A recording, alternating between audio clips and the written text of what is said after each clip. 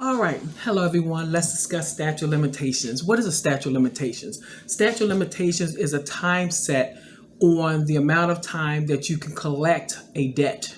When we talk right now, we talk about tenant landlord issues. This also refers to any kind of debt, but more so we're going to hone in on tenant landlord because this is a trend that we're seeing that's happening now, mainly dealing with this COVID situation and how some bad landlords and collection agencies are trying to take advantage of tenants, renters.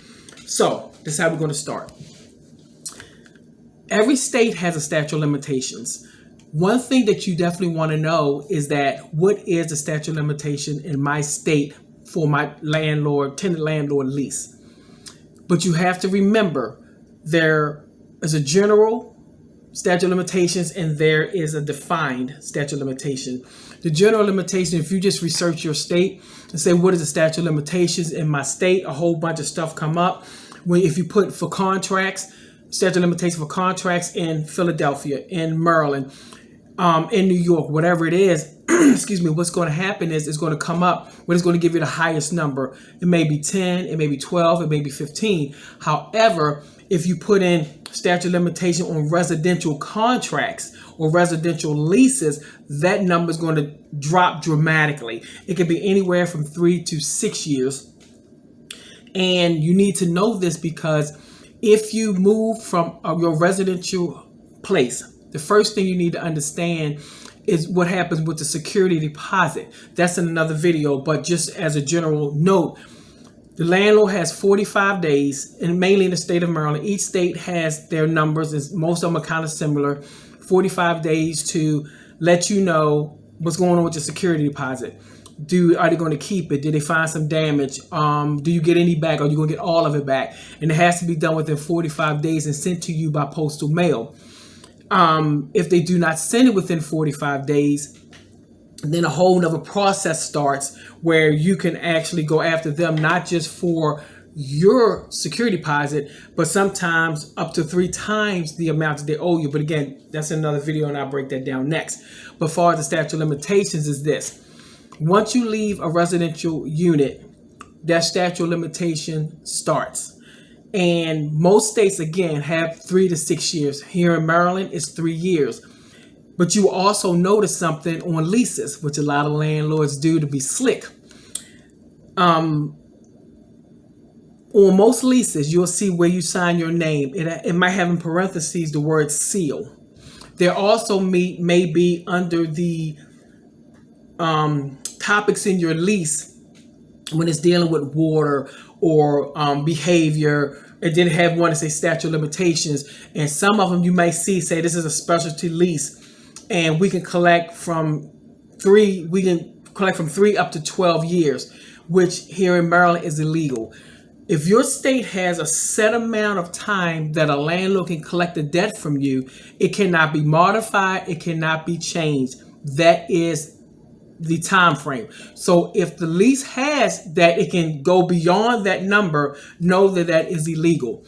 Even at this point, just say for instance, you were taken to court after you moved out and the statute of limitations, like for instance here in Maryland, is 3 years. And 5 years later, 6 years later, 10 years later, and even 4 years later, you find that you have been taken to court and they got a judgment against you saying that you owe this money. The thing is, you can actually go back into the court and say, I just realized that they didn't have the right to take me to court.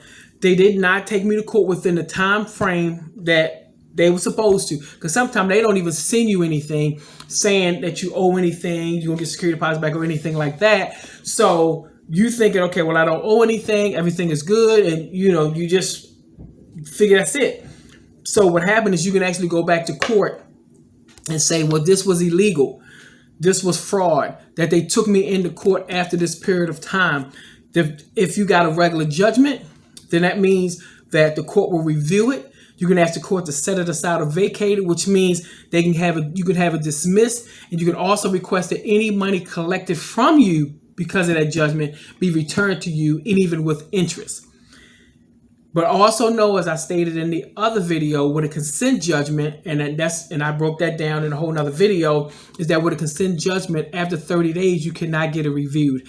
It is very, very difficult, not saying impossible, because I was told by a judge, consent judgments cannot be reviewed. They have never been reviewed, but upon my research, not just in Maryland, but even other states, and even I mentioned in Africa, there has been consent judgment that has actually been reviewed, but it's very, very difficult to get it in to be reviewed, because the average judge will keep throwing it out or won't even entertain it.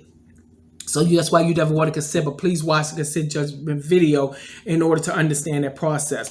Again, with the statute of limitations, please know that every state has a statute of limitation on residential contracts, residential leases, and it's way different than the regular contract statute of limitation and a regular lease contract limitations. So if you have been to court, if you had a judgment against you and you find that, wait a minute, my statute of limitations in my state was 4 years and they came after me 4 years and 3 months later, well, that's illegal because it's after the 4 years and you can actually go back into court.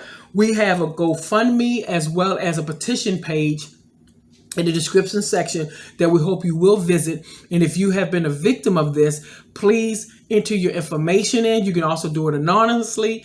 You're going to enter your state, and it is a small or lengthy, however you need to express yourself or what happened, so we can keep record, because we're trying to get laws changed.